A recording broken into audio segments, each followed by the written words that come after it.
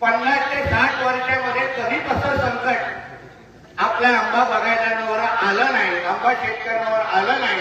ते निसर्गामुळे आज आपल्याला आपल्या अंगावर आलेलं आहे.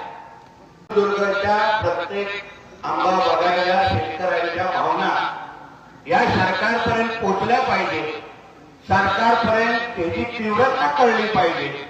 यासाठी आज आपण सगळेजण रस्त्यावर उतरलेला आहे. आज मी जे आपल्यापर्यंत आलेलो आहे, आमच्या जिल्हाधिकारी मॅडम आलेले आहेत. आम्ही आज सरकारचे प्रतिनिधी म्हणून आपला सगळ्यांचा आवाज, ही तीव्रता सरकारपर्यंत पोचली पाहिजे, त्याच्यामधला दुवा म्हणून आम्ही इथे किंवा मी इथे उपस्थित आहे हे आवर्जून तुम्हाला इथे मी उल्लेख करतो. सरकार हे शब्दापलीकडे कृतीतून तुमच्या मागे गंभीर पद्धतीने उभा आहे, हा विश्वास मी तुम्हाला देणार.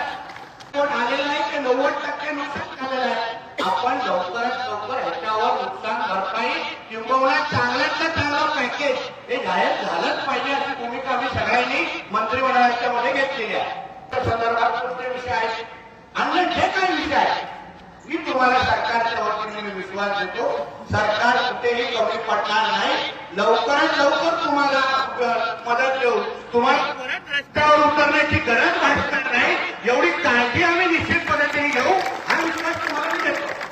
नाही तर तुम्ही आणि आम्ही आहोतच. आता एवढं सोशल मीडियाचा जमाना आहे, कोण काय खोटं बोलून जाऊ शकत नाही. लगेच तुम्ही व्हिडिओ दाखवाल मला, काय होत आहे, काय भाषण नावाचावणी केली, कुठे झाली आपली मदत नाही. आपण पारदर्शक पद्धतीने काम करणारे लोक आहोत. त्याचबरोबर आदरणीय राणे साहेबांनी काही दिवसा अगोदर जसे शेट्टी साहेब दिल्लीला गेले, आपले खासदार राणे साहेब ते आदरणीय कृषी मंत्र्यांनी साहेब स्वतः बोललेले आहे, पत्रही गेलेलं आहे आणि येणाऱ्या आठवड्यामध्ये अजून एक शिष्टमंडळ दिल्लीला जाऊन कृषी मंत्र्यांना पण भेटून केंद्र आणि राज्याची मदत एकत्र मिळून आपल्या आंबा शेतकऱ्यांना कसं भेटेल यावर आम्ही सगळेजण लक्ष घालून जास्तीत जास्त मदत करणार आहोत.